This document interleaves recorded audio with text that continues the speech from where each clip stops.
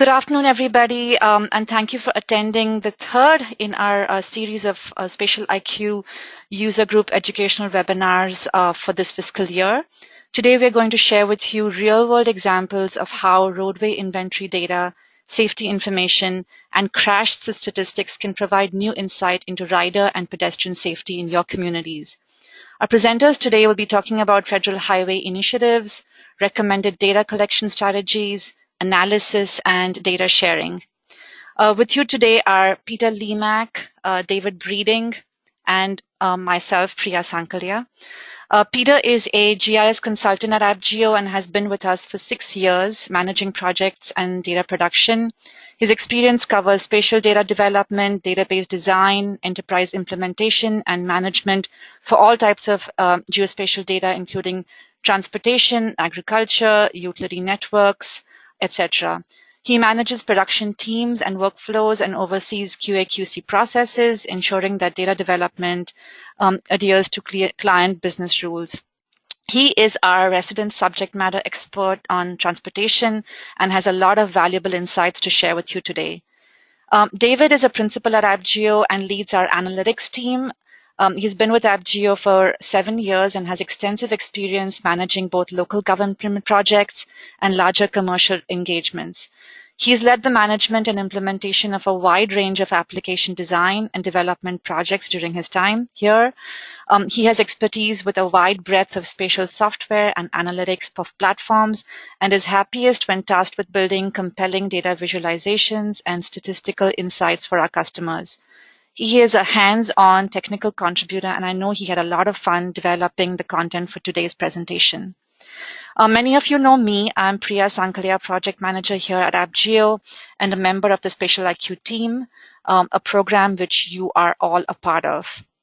As far as logistics today, currently you are all in listen-only mode. If you have questions during the presentation, please put them in the questions box in the control panel. Your GoToMeeting control panel has the questions box where you can submit them. We will monitor them as we go and we'll answer them at the end of the webinar. We hope to get through them all, but if we don't, we'll make sure we send a follow-up email with answers to all your questions. And the webinar, of course, is being recorded, so we will share the recording with you along with the slide deck, and then you can share that or review it.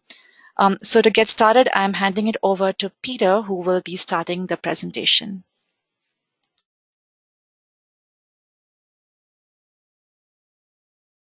Thanks, Priya. So today, as we go and discuss safety analysis and transportation GIS, there's just a couple questions for your consideration, things to keep in the back of your mind as we present. The first being, why is safety analysis important? What's being done to create safer roads at the state level and in your local communities? What data do you need to collect so that you can do safety analysis? And finally, what are some of the financial benefits for your actions being data collection and safety analysis?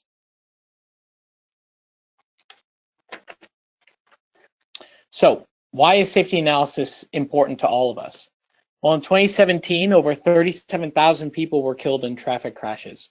And of those, about 6,000 were bikers and pedestrians. I think we can all agree that these numbers are too high. So to try to reduce fatalities, Federal Highway and US DOT are engaged in a Road to Zero campaign where they're going to try to limit fatalities to zero by the year 2050. So with Road to Zero, what are some of the considerations that states and Federal Highway are thinking about? They're thinking about an increase in population in the United States, which means more traffic, more vehicles on the road. And they're thinking about some of today's problems and how they could be worse in the future. So how do we accomplish the goal of 0 deaths by 2050? Well, at a state and local level, capital improvement projects that focus on better street lighting, signage, and striping, enhanced pedestrian and bicycle infrastructure for sidewalks and bike lanes, and then as an organization, aligning funding with safety needs so that we can improve our roadways. So in this presentation, we discuss how can we make our roads safer. Well, safety improvements of our roadways is based on 3 criteria. The first being data collection, which leads to submittal of information to the states, which in turn leads to capital improvement funding. And with that, we can then do safety analysis, which helps us identify areas where we need to make safety improvements. Now, this safety analysis, this data collection, this is a national effort. Feds, the states, and you as a municipality are all engaged together. So the national effort is a collection of roadway inventory of all public roads. And the states and federal highway have been working on 2 programs over the past few years, the first being highway performance monitoring, where GIS data for all local roadways are collected and roadway characteristics are extracted along those roads. And the second is the model inventory of roadway elements. This is information that pertains to all roads, but it has much more of a focus on safety. At the state DOT level, their overall strategy for helping support the Road to Zero campaign and helping support the build out of the roadway inventory is first data collection at a state and municipal level. The second is the maintenance of a geospatial roadway network, Centerlines, roadway ownership, and information that helps the states classify the roadways. From that data, they can then perform data-driven safety analysis, diving a little bit deeper into their information. They can generate a highway safety improvement plan, which they can submit to federal highway that validates their safety analysis and points out areas of improvement for their state. And from that, they can then disperse capital improvement and roadway maintenance funding to their local communities, you as a municipality. And with data, there's a lot of information that you can get. There's a lot of questions that you can answer. Questions like, why are there so many accidents in this specific location?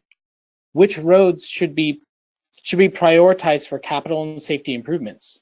And finally, where are our busiest intersections? And does that correlate to crash data?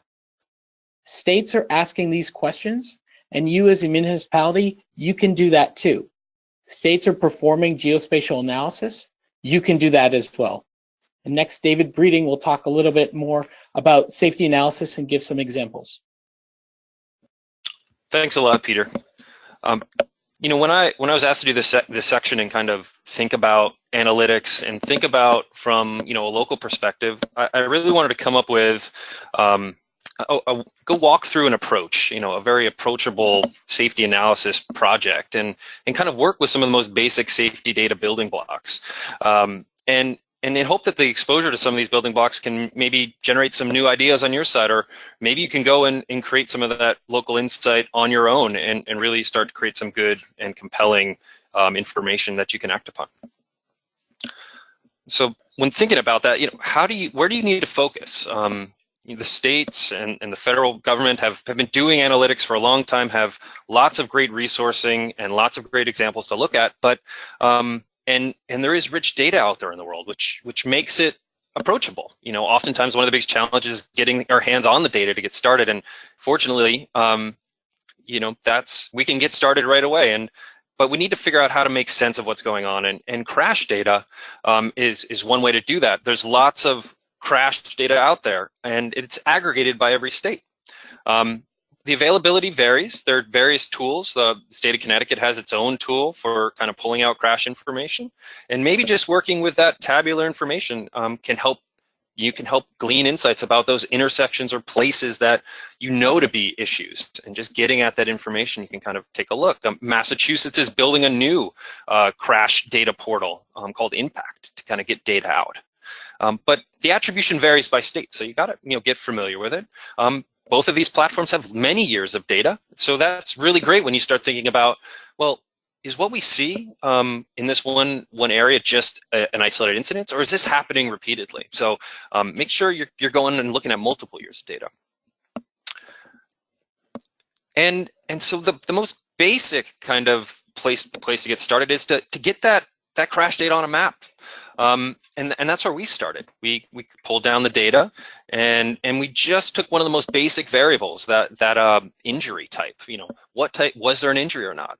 Kind of classifying these crashes, and look to see if we could see any patterns just visually before doing any other additional analysis. Where are those fatalities occurring? We're looking at Holyoke here, and you can see in those darker points, there's a little cluster in the downtown area. Well, maybe by using a map, you can zoom in a little further and click on these individual points and really drill into that specific incident to try and do some of that thought experimentation about what is going on here. Is there something that we need to look at? And putting points on a map is a really good start, but how do you make further sense of this? And the next step in that kind of process that we want to walk through on this journey is thinking about these intersections where traffic is crossing paths. And when we look at the stats, 40% of all crashes are occurring at intersections, and 50% of those are serious accidents are occurring at intersections. So working with that unit of geography is a really compelling way to continue to learn about these crash incidents. Now, getting that data getting intersection data is a starting point. Data development often is required. We work with many municipalities, and we don't see that feature readily available. So we took had a course process, extracted intersections, and created some of these points for our analytics project here.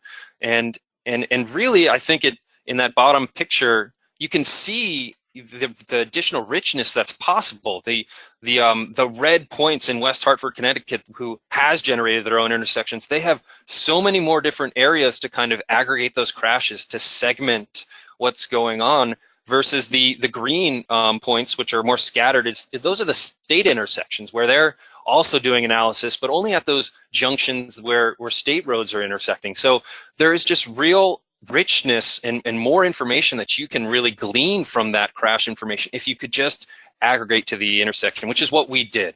So, but you're gonna have to create some data. You're gonna have to look at that data to make sure it makes sense, and then define it. What does an intersection mean to you? And so we made some rough assumptions and used 50 feet and kind of created some intersection points to kind of further aggregate the crashes. And so now this is the intersection analysis part. This is the fun part for me when we start.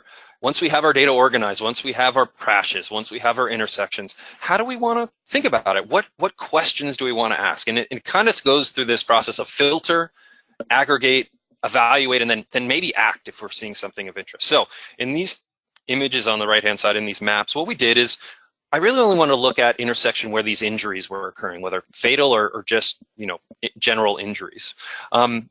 And then I wanted to see the count of accidents happening at those intersections. So wherever these, if injuries are occurring, how often are accidents happening at those intersections? And then look at that and kind of, is anything popping out?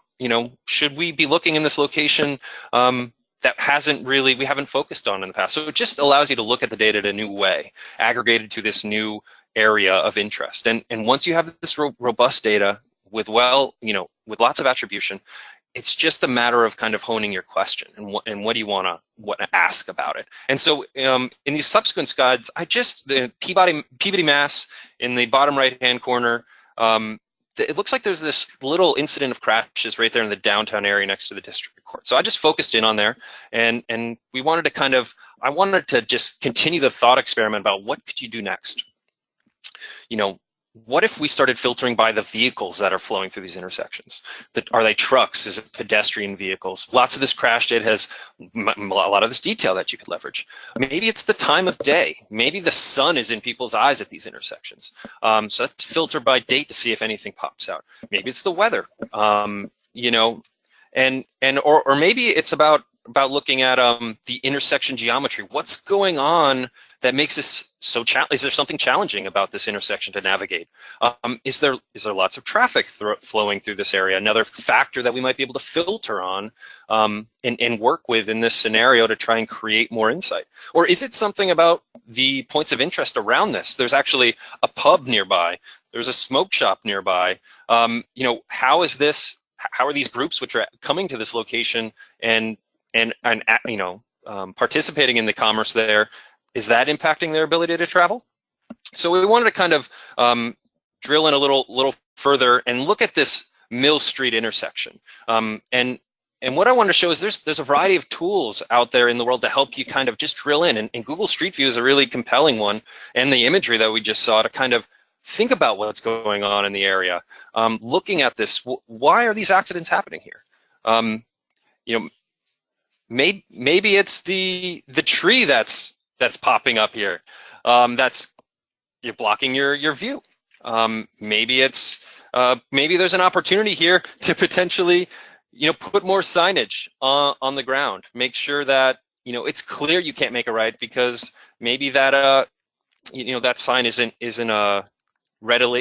like communicating effectively, and that's something that's involved in this process. So I think what's really important here is, you know, in a perfect world, if we had all of the data available at our fingertips, we could do all of these amazing types of investigation, but we need to start somewhere. All this data isn't all codified and ready for us to start working with, but Peter's really going to help us kind of, if we're just getting started or we want to continue enhancing what we're doing in this area, where should we be collecting more data that's going to really help us make the biggest impact?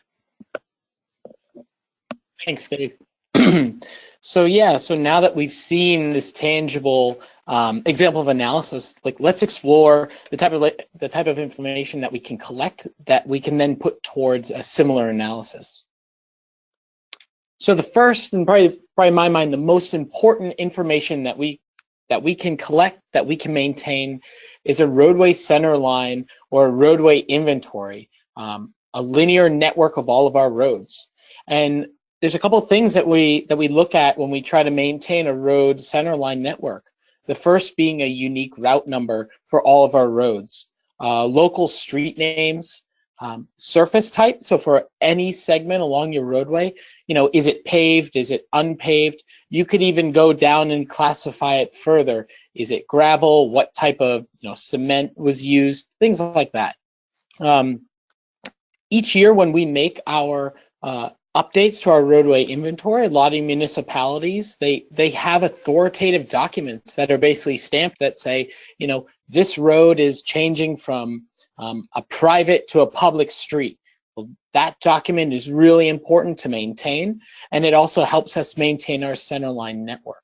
In addition, doing annual updates, heck, even doing weekly or monthly updates, making sure that the roadway centerline network, the inventory, is always up to date. And additional things that we like to do in more of a geospatial capacity is we need to manage the additions and the removals of roads. When a new road is built, that needs to be added.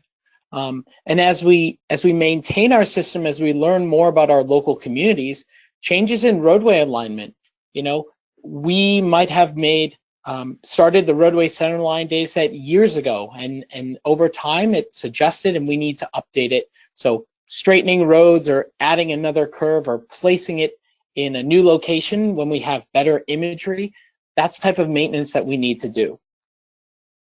The next piece of information, those intersection points that David was talking about, or as a lot of DOTs like MassDOT and Connecticut DOT like to call them, junctions. These are just points where roadways meet, where they cross. These are your intersections. So going through and running a fairly straightforward spatial process that will plot those points, that's a first step. Additional metadata or attribute information that we can extract that is incredibly helpful and would add to our analysis, as David showed, was traffic control. Is this a signalized intersection? Is this a four-way stop? Is there no stop sign? How can we further classify our intersections based on the way that cars are going to interact? And then another piece would be your intersection geometry. Are there four segments converging, or are there three? Next, here are some additional roadway characteristics that all lend themselves to safety analysis. As we start thinking about pedestrians, where they cross a road, Is there a crosswalk that is marked with signage and easily visible to pedestrians and motorists alike? Or are you crossing a very residential street and there's, maybe there might not be a stop sign and there might not be a crosswalk? Can we incorporate that information into our junction points, our intersection points? Next is a speed limit. How can we do an analysis to determine if motorists are going too fast on a roadway if we don't have speeds? So for any roadway segment, let's capture speed limit information. We can take that a step further and start to document things like, are we in a school zone? Does the speed change at different points of the time, different points in the day? And finally, the presence of sidewalks. Is this a safe area for pedestrians, or is this a busy street where really no one can commute by foot? Additional information that a lot of communities are capturing and measuring metrics on is traffic. It's critical to be able to measure the ridership of your roadways to know, what streets are highly trafficked, because this will allow us to identify the priority roads that we might want to do safety analysis on. We can analyze that information, and then we can assess the downstream impacts of a lot of traffic on a specific section of road. And two types of information that is easily captured is the annual average daily traffic, which just measures the volume of vehicle traffic throughout the year.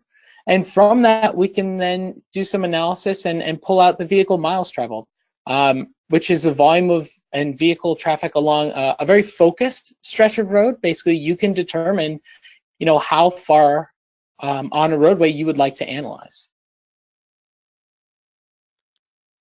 So to David's point of being able to dive in further, he mentioned that Google Street View was a very powerful resource for us to actually go and look at updated imagery and street imagery at an intersection.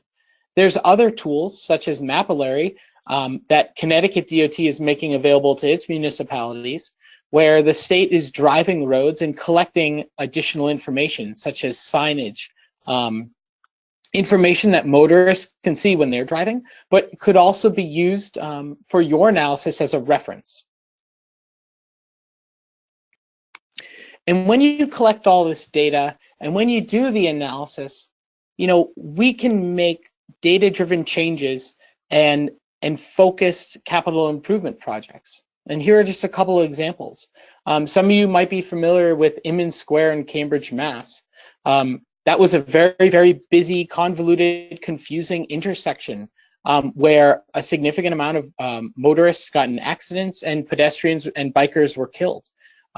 So using the data that the state and cities have collected and doing analysis, they were able to figure out how to redesign this intersection so that it was safer for all multimodal transportation. Connecticut DOT, with the information that they've collected, have done very focused road diet sustainability studies to try to determine, areas where pedestrians and bikers could be safer on very busy roadways. And they also went through analysis that identified where they could install curve warning signs to help notify motorists when a tight turn is coming up. So once you've collected all this data, once you've done the analysis yourself, what's the next step? Well, the next step is, remembering that we're all in this together. The federal highway, your local state DOT, and you as a municipality, you're all working together. So the next step is sharing the data with your state. Now, we're going to focus on Connecticut DOT and MassDOT as we talk about submitting data. So Connecticut DOT, they're really looking for information and updated information about the roadway networks, those Centerlines. They're looking for information on where new roads are, when realignment changes, and when streets change from public to private. And they're also keen on understanding where all of the municipalities' intersections are, so they can help support safety analysis at intersections. Now, Connecticut DOT for a while has been planning and are now working on developing tools that are focused with open source technologies that will be made available to municipalities so that the municipalities have an easier way of collecting data and sharing the information. Now we've worked very closely with Greg Ciparelli at Connecticut DOT. He's provided us a lot of information and really has helped us along as we've developed this webinar. And he's a really great resource for the Connecticut municipalities. So if you guys have any questions on, how to improve your data or how to submit the data to Connecticut DOT, he's available for outreach. Now next is Massachusetts DOT. MassDOT has recently rolled out their roadway inventory submission application, or as they call it, RISA. It's a web-based portal and data collection tool that is made available to all municipalities. And essentially through this web portal, somebody could go in and they could update the roadway network with roadway changes by adding roadway characteristics such as speed limits and surface type. And then they can also go through and add that certified documentation that says, hey, this changed from a private to a public street. Data that's added through the portal will then be managed and updated by MassDOT. So there's no more heavy lift on the municipality's end. And then through this, Massachusetts cities and towns will be eligible for Chapter 90 funding. So, submitting the data to the states is great as they can then, maintain their geospatial data. But what are some of the more significant benefits to our local communities? What are the financial benefits? So if we think back to the very beginning of this webinar, I'd mentioned the Highway Safety Improvement Plan. This is essentially a plan where a state needs to put forward that says, this is the type of safety analysis that we can do. These are the results of our analysis and the results of our projected capital improvement. And with better data analysis and better planning, there will be more state funding made available, which leads to increased reimbursements to municipalities. So tools like RISA and Connecticut DOT's future tools that will, bring in more information allows those two states to basically assess the amount of distribution of in Massachusetts Chapter 90 funding, and in Connecticut town aid road funding that can be made available to the municipalities. So as we get to the close of our presentation, here are just a couple of helpful resources that you guys can go and do a little bit more exploration in. A lot of the metrics, a lot of the concepts that we discussed today are available here. So to wrap it up, how do we make our roads safer? How do we create safety improvements? It starts with data collection, center lines, intersections, speed limit. Next is submittal, sharing that data with the states, sharing it with the nation as a whole so we can all work together on improving our roads. And from funding and with the data that you've collected, turning that into safety data analysis that you can do to identify where your roads need to be improved.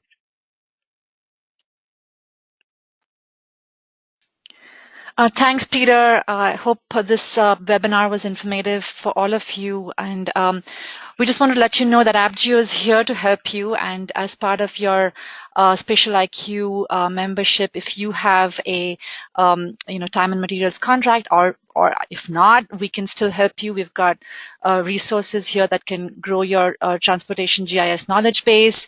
We can also help you explore your data and identify what questions you need to ask of it. And we can help you build this data set. I know a lot of you already maintain Centerline data. We can look at it and evaluate it and see how we can help towards these goals. We can also perform analysis to answer your questions, and of course support the submittal to the state as well. As you saw that there are some guidelines that you need to follow to do this submittal. So we're here to help, and you know who to contact. Anybody on your Spatial IQ team, is here to help you with any questions that you might have. Meanwhile, as far as this presentation is concerned, if you have any questions right now for Peter or David, please put them into your the questions box in the GoToWebinar panel, and we can hopefully answer your questions.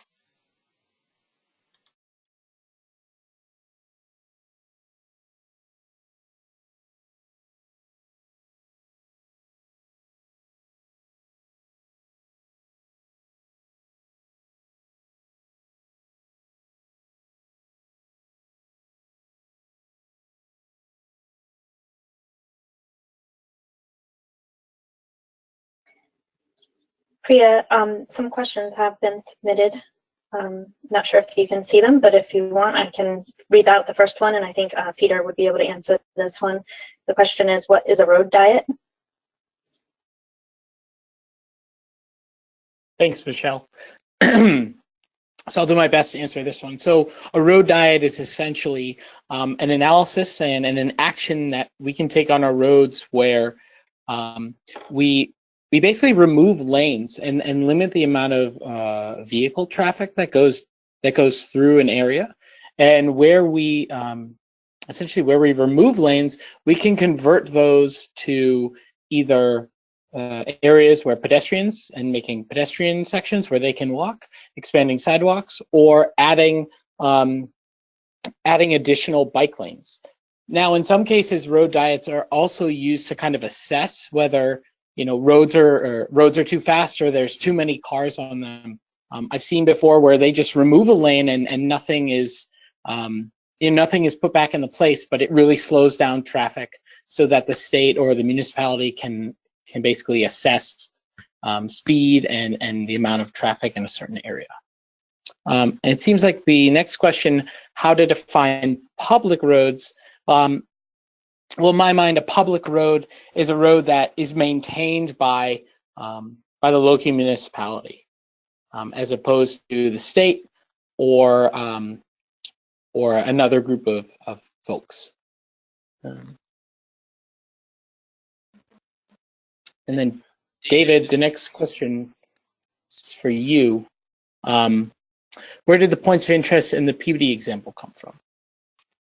So in the Peabody example, I was actually just, throughout the analysis, honestly, when we were looking and focusing at that intersection, you could just see the points of interest were coming from the Google Places resources, which are available to any public user that's leveraging Google Maps. But when you think about points of interest that you might be able to use in your analytics kind of work, there are open resources that are available. The OpenStreetMap project also has points of interest that might be of interest when you're trying to you do an analysis that kind of maybe tries to buffer around bars, for example, to see whether the incidence of accidents around certain establishments, bars, the courthouse, maybe we were looking at, in Peabody, the courthouse was right across the street. Maybe people are exiting or leaving angry and they're not in the best state of mind, and that might be significance relative to other, that might be a significant factor. But I think points of interest is just an interesting additional data set that you should maybe consider when adding to the mix as you try to understand, the traffic or crash trends that are going on.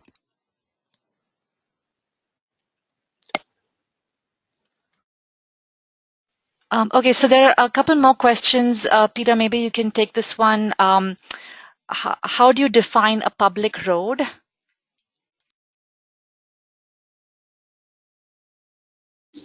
So I think I defined that, but I actually think our friends from Connecticut have sent us an update, which I think is valuable to read.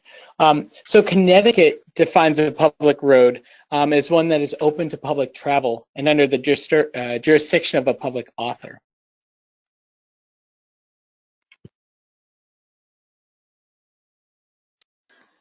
Thanks, Peter. Let me just see if there are a few more questions here.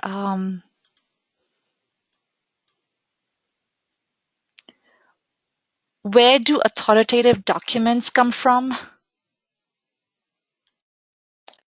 So in our experience with our municipal customers as well as our state clients, authoritative document, in my mind, is one that is created, is stamped, and approved by a higher member in the organization. An authoritative document is also one that we can look back and reference as being the truth of a decision or the truth of an existing feature.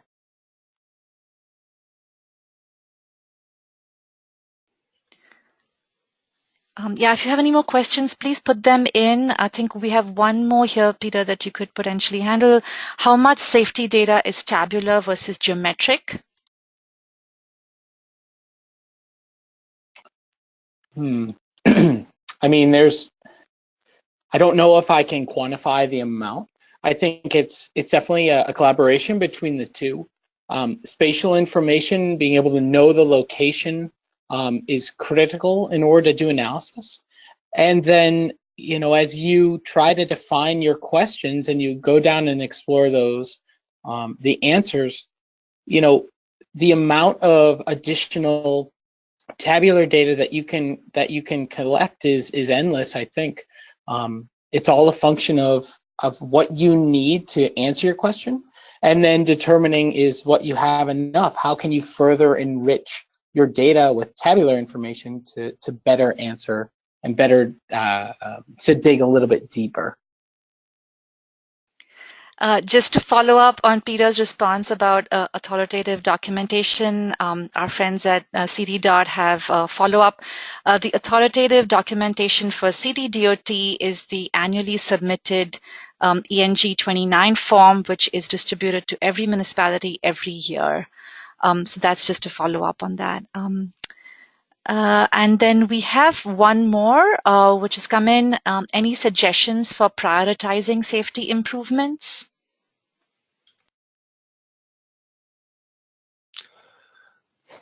As far as prioritization is concerned, I think, you know, it kind of depends on, you know, where you are in your analysis journey. You know, it can start very simply. You know, as my example started out, we were really looking for, you know, that first map was fatalities. You know, if you were to kind of try to look at intersections or locations where fatalities are occurring, maybe that draws your attention first. Maybe there aren't that many fatalities, and so it might be questionable if that's significant statistically, or, you know. So I think when it comes to safety, that seems like an obvious start, looking at where the most injuries are occurring and trying to kind of improve there. Some of our most at-risk groups, pedestrians and bicyclists that are leveraging roadways are really, you know, out there riding with and walking by large moving dangerous vehicles. So and really, you know, potentially the volume of traffic would be another way to prioritize. I think is probably a good way if you had that available to you. If you had already been able to calculate VMT, I think that would be another really good way to maybe look at this data, look at your roadways to you know, consider prioritization. But the states, you know, has lots of examples as well, and I'm sure, you know, there's a variety of resources that we could pull upon to help guide this work. Thanks, David. It looks like that's about all the questions that we have. Thank you so much for being here today and you know, listening to us about what information we have about roadway safety. As I said before, any questions, follow up on this are welcome, and of course we will be sharing the webinar with you shortly. So thank you so much.